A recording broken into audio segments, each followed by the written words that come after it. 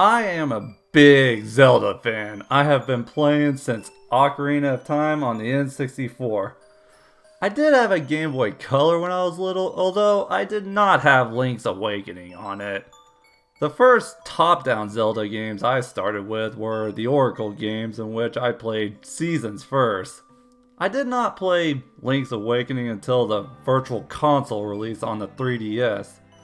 And seeing as how the Switch got a re-release, or remake rather, this will be the version I'm looking at, as that's the one that's fresh in my mind.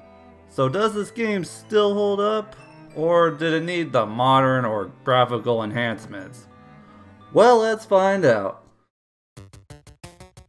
Link's Awakening, like all Zelda games, is an action-adventure game with some exploration, light RPG elements, and puzzle solving. This game has you explore the overworld, visit towns, talk to people, and traverse through 8 dungeons. Link's main form of attack is with a sword, and he uses a shield to defend himself, but he has some seriously deep pockets in which he carries his rupees and items. The dungeons in this game are pretty easy in my opinion though. The first dungeon takes about 10 or so minutes, but the dungeons get longer the more you progress through the story, and well, I didn't really notice how the dungeons got harder per se. The first dungeon is pretty simple. The second dungeon introduces the red and blue tile mechanic to figure out puzzles, which later caused me to do a bit of running back and forth in some of the later dungeons. Face Shrine really loves this mechanic.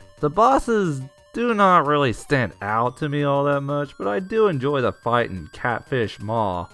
Nothing like using the hookshot to drag out a weakness to strike. Oh, look here, I'm having fun playing with chess pieces. I do recognize the boss in Face Shrine. I like the boss in Eagle Tower though. With the amount of stairs the dungeon had, I wish they had some sort of label to where the stairs lead to, because I found myself having to mark the ones I've gone down, as well as guessing of course. I don't have a whole lot to say about Turtle Rock, but I really like the magical rod.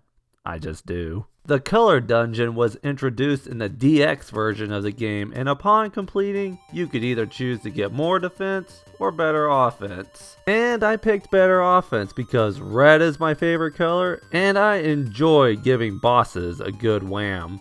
Oh, and the final dungeon is just a Lost Woods section and a final boss. My favorite items in this game are the Pegasus boots because I love being able to travel with speed. I also like the Rock's Feather because after playing the 3D Zelda games with their auto jump, it's kind of fun to be able to manually jump.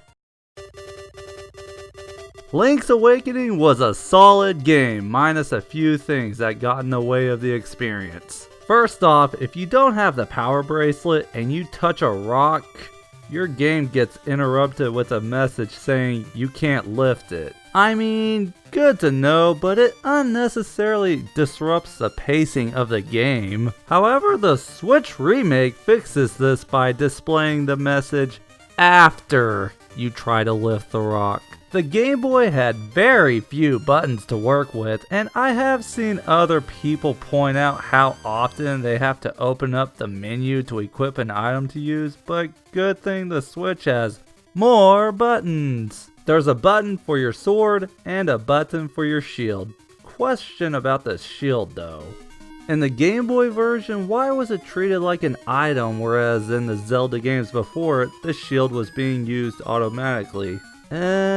I don't really have a problem with it in the remake because as somebody who plays 3D Zelda games pretty frequently, I'm okay with the shield being used manually in this version. The X and Y buttons are used for items in your inventory. I've also noticed that in the Game Boy versions, when the enemies have swords out, I would attack the enemies at an angle. The Switch version changes this up by having you shield attack those enemies, knocking them off balance, and then going for the kill. Of course, there are the new graphics. I mean, why would they not be here? The new art style and music renditions remind me of Nintendo Land. Does anyone else see it? No? Just me? Okay. There's also a new mode in this version, which is basically Zelda Maker. I didn't really mess around with this mode too much, but if they do turn this into a full game, I'll be sure to look at that. Admittedly, I haven't had much of a chance to play Super Mario Maker 2 because, thank you, Fire Emblem Three Houses.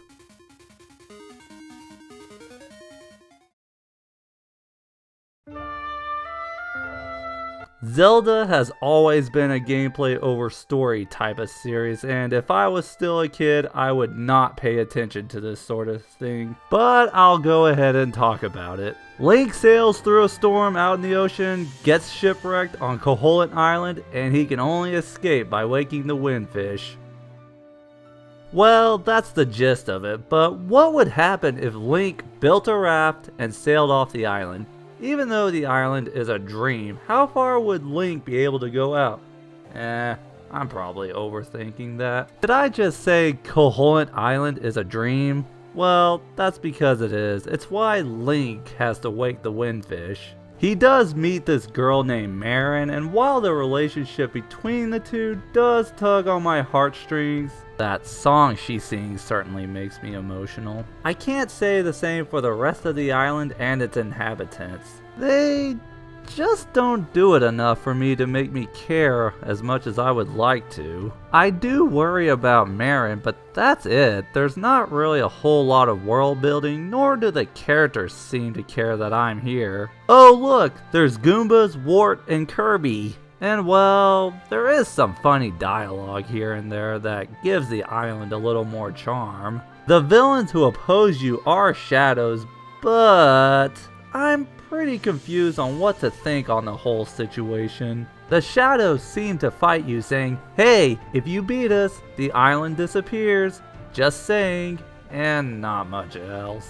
I mean, why exactly are they here? Are they trying to keep the windfish asleep to fight for their home? Or are they trying to trap Link inside the dream to prevent him from stopping Ganondorf in the future? There's an opportunity here that could have made me question my decision to wake the windfish. You do wake the windfish eventually, and the island and everything else on it just vanishes just like that. Too many people have already pointed out the windfish abandoning Link out in the middle of the ocean, but I do have another question to add to this. Marin does still live on as a seagull, and why does she fly away instead of accompanying Link to land? Well, I'm happy for Link that she still exists. Link's Awakening is not my favorite 2D Zelda. You may be thinking, if it is not that, then is it A Link to the Past? No, it's not that one either. My favorite 2D Zelda is actually Oracle of Ages. Link's Awakening is a good game, don't get me wrong. I think it has aged well, and I am glad to see it re-released on the Switch. The reasons why it is not my favorite one is not because of flaws, but preference. I give the re-release of The Legend of Zelda Link's Awakening a 9 out of 10. I prefer some other Zelda games more because preference. I do find the overworld in this game a little maze-like for my liking, making it a little hard to navigate. As far as music goes, I do prefer some of the original Game Boy versions over the new arrangements in this re-release. But it is subjective, so feel free to disagree with me. I do like the new graphics and having more buttons on the Switch. Thank you for watching. No, really, thank you for watching. And Nintendo, can we please get a remake of the Oracle games?